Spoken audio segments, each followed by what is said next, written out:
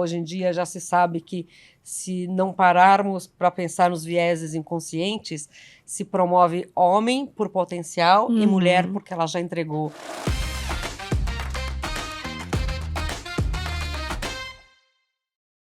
Olá, pessoal!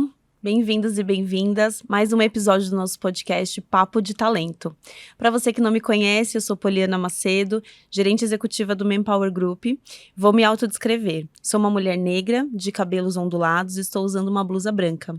Hoje nós vamos falar de um assunto que está super em alta, a diversidade no recrutamento e seleção. E para falar desse tema super importante, temos uma convidada muito especial, Érica Camargo. A Érica é Head de Talent Acquisition da Vestas para a América Latina. Érica, seja muito bem-vinda. Muito obrigada por aceitar o nosso convite. Eu que agradeço o convite, muito feliz de estar aqui. Olá, pessoal, meu nome é Érica Camargo, eu sou uma mulher branca com cabelos grisalhos e louros, estou usando um vestido preto e bem florido. Érica, para a gente começar a falar desse papo, é um assunto que está super em alta dentro da RH, queria que você contasse para a gente um pouco como que você começou a perceber valor em diversidade no recrutamento e até assim, como começou essa sua jornada de diversidade? Eu tenho uma longa carreira trabalhando com aquisição de talentos para toda a América Latina, para empresas multinacionais. Então, eu me lembro que as primeiras conversas vinham metas de recrutamento em diversidade, principalmente de gênero. Eu falava, poxa, mas para que eu vou fazer isso? Porque sou eu sou responsável. E não que isso não tivesse mérito, mas eu achava muito injusto, ou ineficiente. Então, eu comecei a perceber valor quando eu comecei a conhecer outras grandes consultorias, outras empresas no Brasil que estavam fazendo a diferença, muito mais trabalhando com a liderança, com conscientização e realmente trazendo práticas inclusivas no seu dia a dia. Porque o recrutamento é a porta de entrada. Se não fazemos, na verdade, como garantir ou buscar que essas pessoas se sintam pertencentes a uma organização, o recrutamento, na verdade, eu diria que não potencializa muita coisa. E como que você conecta isso com os desafios que as companhias têm hoje para diversificar a equipe? Que eu imagino que, enfim, cada setor tem um desafio, obviamente. Depois a gente vai falar um pouquinho do setor de energia, que é onde você está hoje. Mas qual que é o desafio que as empresas têm hoje para diversificar essas equipes? Eu diria que diversidade pode querer dizer muita coisa. Uhum. E se a gente fala no cenário de Brasil, existe, claro, esse desafio global de romper barreiras primeiramente com gênero, mas aqui estamos falando também de raça, muitas vezes religião, por que não, idade,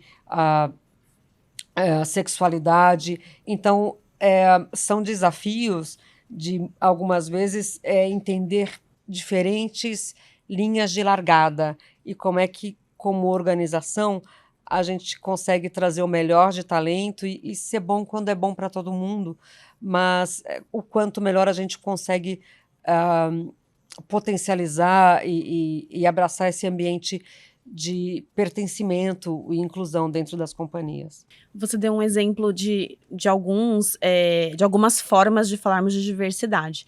E até falando dessa evolução, né? Como que você percebeu essa evolução? Porque, eu não sei, né, eu até posso estar enganada, mas eu acho que a gente começou um momento falando de diversidade muito focado em gênero e fomos evoluindo em outros temas.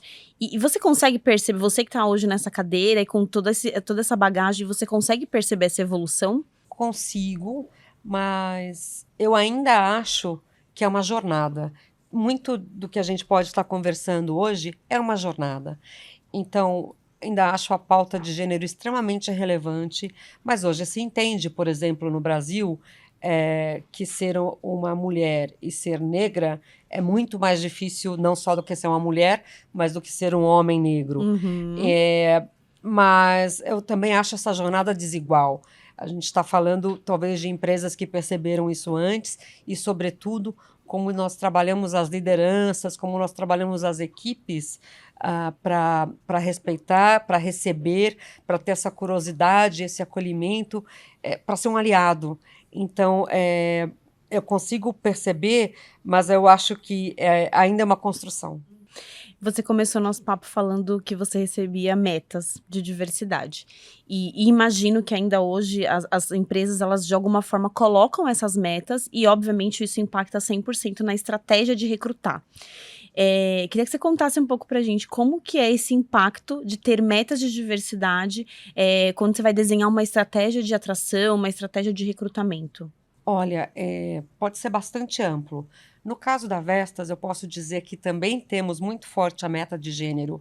Isso está no nosso relatório de sustentabilidade, é uma informação aberta para o mercado, Uhum, que apesar de ser um mercado de muitos engenheiros e um mercado muito masculino, temos metas de mulheres em liderança. Sim, isso ajuda a alavancar carreiras de outras mulheres e grandes consultorias já trazem excelentes estudos dizendo como diversidade pode sim formar as empresas mais produtivas, mais criativas e, e influenciar nas suas lucratividades. Quando a gente fala, então, no meu caso, no caso da Vestas, meta de gênero, por exemplo, então é uma meta global. O que pode se mudar muita coisa para atingir essa meta de gênero em mulheres de liderança como nós temos. A América Latina é um grande orgulho, a gente fez um grande trabalho. Quando a gente fala em recrutamento, a gente tem ferramenta de inteligência artificial que ajuda a gente a fazer um recrutamento mais inclusivo. E aí, não só em gênero, mas também em idade, em sexo, em pessoas com deficiência. Então, essa ferramenta nos ajuda.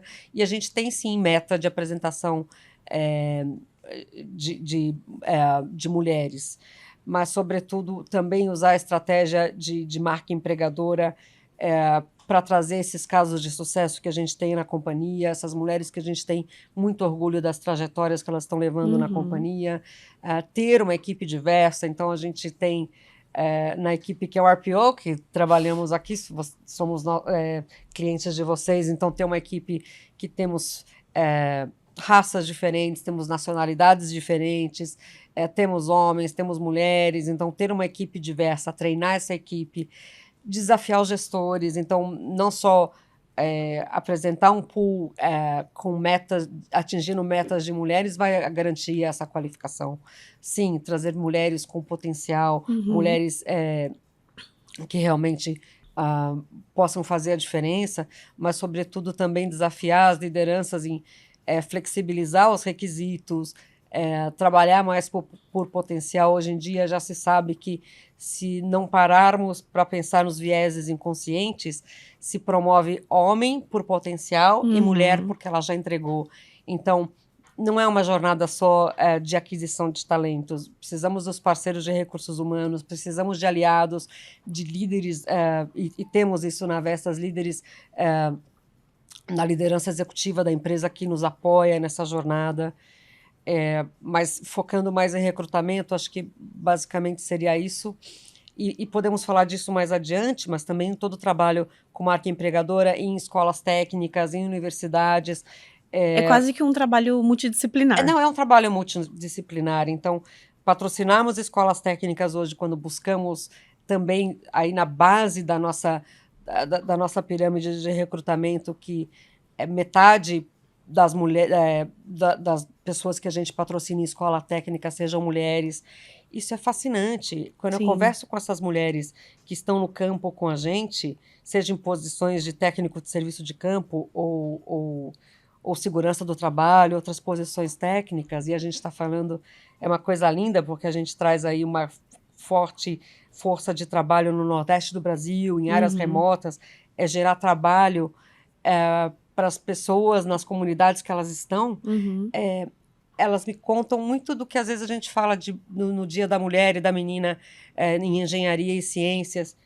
Eu não sabia que era uma opção para mim. Eu não Uhum. sabia que eu podia ter essa carreira técnica. E isso é muito inspirador. E às vezes eu olho isso, a gente fala em clique, e eu olho assim, meu Deus, eu fiz economia, mas eu não sabia que eu podia ter feito engenharia. Aham. E talvez eu pudesse também ter tido outra carreira, mas a minha educação não me permitiu isso, mesmo eu tendo noção hoje de vários privilégios que eu tive. Sim. E você deu vários exemplos de como vocês, de alguma forma, fomentam essa diversidade internamente e até com outras áreas, com outras pessoas. E aí, conectando isso a um grande jargão que às vezes existe no mercado, no bastidor, que é, será que realmente se vive diversidade e se faz diversidade, ou é fachada, né? Ou às vezes a empresa está falando, somos diversos, mas internamente isso não se vive. Como que você acha que a empresa pode garantir não ser só fachada e realmente viver essa diversidade? É por isso que eu sempre volto na questão de jornada. Então, eu tenho 3 anos na Vestas, digo que demos muitos saltos nesse tempo na América Latina e no Brasil. Criamos grupos de afinidade, começamos a trabalhar, alguns pilares de diversidade são mais robustos, estão mais ativos do que outros, mas eu acho que sim, líderes que têm consistência, líderes executivos da empresa que buscam em si equipes diversas, de novo uma jornada, ter mais pessoas diversas nas posições de liderança e apoiar não só via treinamento, mas via roda de conversa, também conversando com o mercado, com nossos fornecedores, com os nossos clientes, trazendo melhores práticas, mas levando isso em fóruns abertos para a companhia, treinamentos de segurança psicológica, treinamentos de liderança inclusiva. Tudo isso nos ajuda a estar mais próximos do que seria o ideal de diversidade. Mas, de novo, eu vejo isso com um olhar muito carinhoso de que é uma jornada. Eu sei que tem empresas que vão ter mais recursos, sei que tem empresas que seguramente são mais diversas, mas acho que a gente também tem que entender o nosso ponto de partida. O Manpower Group, recentemente, publicou uma pesquisa sobre escassez de talento, e a gente fala de uma escassez de talento no Brasil de 80%. Quando a gente olha o setor de energia de forma isolada, a gente está falando de 90%. E aí, assim, como que a gente conecta a diversidade? E aí, eu queria ouvir tua opinião. Você acha que a diversidade, de certa forma, ela ajuda a olhar para essa escassez de talento de uma outra forma? E como que você conecta isso no dia a dia? Eu acho que a gente está fazendo um bom trabalho, porque eu não sinto essa falta de talento, mas sim, a Vestas globalmente projeta que faltará talento no mundo para o mercado de energia renovável. E como eu comentei, é uma empresa que leva muito a sério e que acredita nesses valores como parte da sustentabilidade e toda a estratégia da companhia. Fazemos um trabalho muito bonito aqui no Brasil, uma parceria com o Senai, já tivemos algumas turmas e mais turmas estão para começar, que a gente olha, como eu comentei, escolas técnicas e diversidade já na hora de trazer jovens para começar a sua carreira na Vestas. Então, é algo que eu vejo que pode nos conectar, não só com diversidade de gênero, como eu comentava, mas trazer pessoas de outras regiões do Brasil, de outros patamares de início de carreira. E poxa vida, às vezes que eu tenho a sorte de estar com nossos colegas de outras unidades, porque a realidade nossa aqui de Faria Lima é muito diferente, e a gente vai para o campo e a gente vai ver como é essa vida num dia a dia de um parque eólico.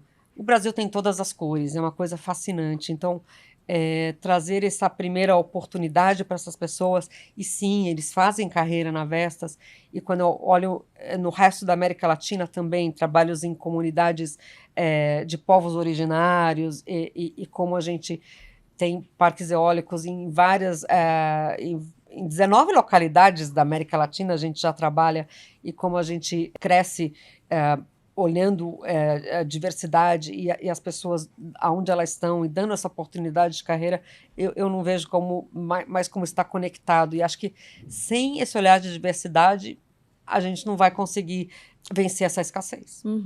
Você falou de América Latina. Como que é adaptar essa estratégia de recrutamento sem perder, né, marca empregadora, sem perder essência, mas adaptar isso para outros países? Porque a gente sabe que a gente já tem um desafio no Brasil, que é adaptar culturalmente, né? Porque o Brasil é muito diverso, como você mesmo trouxe. Mas como é adaptar isso para outros países que, assim, estão aqui, estão próximos, mas tem uma realidade cultural muito diferente da nossa? Olha, eu tenho uma grande paixão por trabalhar a América Latina, já faço isso nossa, mãe, começa a denunciar a idade. Há mais de 15 anos. Então, existem nuances culturais, maneiras de se comunicar.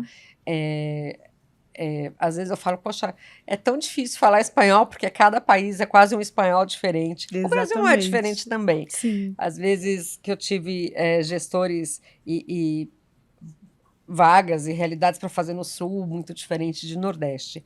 Então, como equipe, temos pessoas diversas também, de diversas nacionalidades, elas conseguem nos ajudar nessa conexão e é preparar recrutador e a gente mesmo, a gente conversar sobre essas nuances. Na marca empregadora, sim, a gente tem os pilares e na verdade, que aspectos desses pilares fazem diferença na região e Uhum. para cada tipo de posição, mas sim, também adaptamos linguagem em como que a gente conversa com os diferentes países, que meio de comunicação que a gente usa, que meio de divulgação para as posições que a gente tem.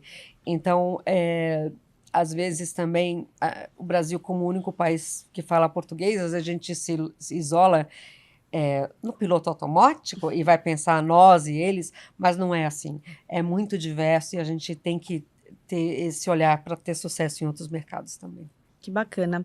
Érica, e você faz parte do Comitê de Diversidade e é líder do Pilar de Mulheres. Eu queria que você contasse um pouco para a gente desse trabalho.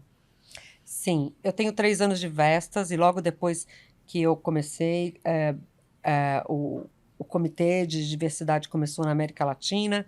No começo bastante engraçado, a gente não sabia bem o que fazer e depois todos nós fomos estudando, fomos aprendendo com benchmark dentro da Vestas em outras regiões, com outras empresas que a gente admira no setor, outras empresas fora do setor.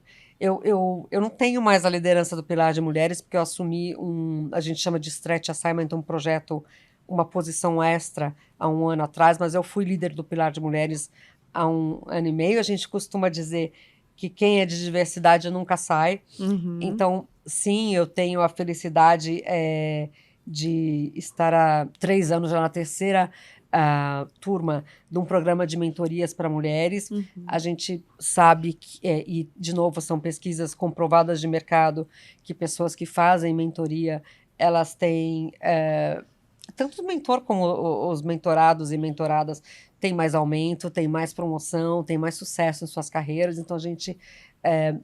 e aí já descolado de recrutamento, mas nesse pilar a gente também faz esse trabalho e seguramente esse trabalho com esse grupo de afinidade de mulheres, um trabalho América Latina, uma governança séria, a gente conseguiu trazer mais fortemente também com a nossa patrocinadora, que faz parte da liderança executiva na América Latina, trazer muito mais essa pauta para as rodas de conversa, para os líderes, e empurramos grandemente. Em 2022, a gente estava no que seria a meta, e, de novo, está no relatório de sustentabilidade global da Vestas, e ano passado a gente já ultrapassou a meta que a Vestas tem para 2030. Nós demos um salto de mulheres na liderança de mais de 10% em 2 anos. É muita coisa. Então, sem esse comitê, mas, de novo, sem toda essa equipe multifuncional e outras áreas se ajudando, seria impossível. Só recrutar não faz esse trabalho. E vou aproveitar que você trouxe esse dado muito importante, muito rico. Como que você vê, na sua opinião, né, o quanto isso impacta ter né, uma liderança inclusiva, o quanto isso impacta, né, para a empresa, para a cultura, para as pessoas? Outro dia eu estava analisando alguns dados, que eu não vou abrir os números, mas eu posso falar em linhas gerais. O nosso turnover de mulheres na liderança é menor do que os dos homens na América Latina. A promoção de mulheres super bem avaliadas é maior do que o dos homens. Isso só pode traduzir uma empresa inclusiva para a diversidade de gênero na região. Então, se elas ficam e se elas estão crescendo, alguma coisa a gente está fazendo de certo. Uhum. Seguramente, eu acho que sim, muito treinamento, mas sem dúvida, os líderes, eles tendo essa consistência. Eu não tenho vagas abertamente afirmativas no mercado, como eu disse, é uma jornada, mas muitas vezes internamente eu tendo essa liberdade e E sabemos que quanto mais mulheres a gente apresenta num shortlist, mais chance a gente tem de contratar mulheres, mas ter essa liderança que desafie não só a recrutamento, mas desafie os seus liderados a ter mais diversidade dentro das suas equipes é fundamental. E, Érica, como que você vê hoje essa evolução, né? Assim, próximos anos, a gente até fala, Vesta já está olhando para 2030, mas como que você vê essa evolução da diversidade próximos anos? Olha, esse é um assunto interessante. Eu não sei se eu tenho uma resposta pronta, porque no meu olhar copo meio cheio, eu ia falar, olha, é um caminho sem volta e a gente vai cada vez mais ter diversidade e caminhar e evoluir, talvez para outros tipos de diversidade na Vestas e no mercado, no geral, como a gente não pensava. Mas eu recentemente li uma reportagem que nos Estados Unidos, e não é a nossa realidade, mas até pela questão de medo de processos de discriminação, as empresas estão dando um passo atrás na diversidade. E me surpreendeu muitíssimo. Então, não vamos falar de política aqui, mas é algo que às vezes me preocupa, porque eu pessoalmente realmente gosto e acho que o Brasil, com todas as cores que a gente tem, com tanta diversidade que a gente sim ainda é um país muito enviesado gente, eu já acreditei na meritocracia e de que se todo mundo trabalhar, chega no mesmo lugar. Hoje, na minha humildade, eu falo, poxa, eu trabalhei muito, eu não tive tudo fácil, mas tem gente que tem muito mais difícil. E realmente, como é que a gente, como país, às vezes eu acho um grande desperdício se a gente não considera todo o talento que a gente tem, e para tudo, para mercado de trabalho, para esporte, para ciência, que a gente tem e não está aproveitando quando não temos esse olhar e realmente não possibilitamos que as pessoas, mesmo partindo de lugares diferentes, tenham acesso a uma jornada mais inclusiva. Então, meu olhar positivo te diria que, poxa, eu quero acreditar que, pelo menos no Brasil, a gente vai conseguir continuar essa jornada. E para a gente encerrar, Érica, quais as tendências você acha que vem por aí para os próximos anos para acompanhar essa continuidade da jornada de diversidade? Quando eu olho em Brasil, eu ainda acho que temos muitos Brasis e muitas realidades. O que eu gostaria de ver realmente é essa tendência estando em mais companhias. Existem, por exemplo, companhias brasileiras que a gente admira muito, que conseguem trabalhar vagas afirmativas, que conseguem trabalhar programas exclusivos, afirmativos, ajudar na aceleração do idioma paralelamente com a carreira de pessoas que nem sempre tiveram isso na sua educação. Então, eu gostaria de ver, acho que a gente já criou muita coisa. Eu gostaria de ver isso, na verdade, a educação e as práticas de diversidade serem cada vez mais popularizadas, que a gente consiga ter isso cada vez mais comum nas empresas, que as empresas consigam entender como... Eu já vi realidade em outras empresas que trabalhei de uma licença maternidade ser um problema. Hoje em dia, a licença maternidade maior é um problema por quê?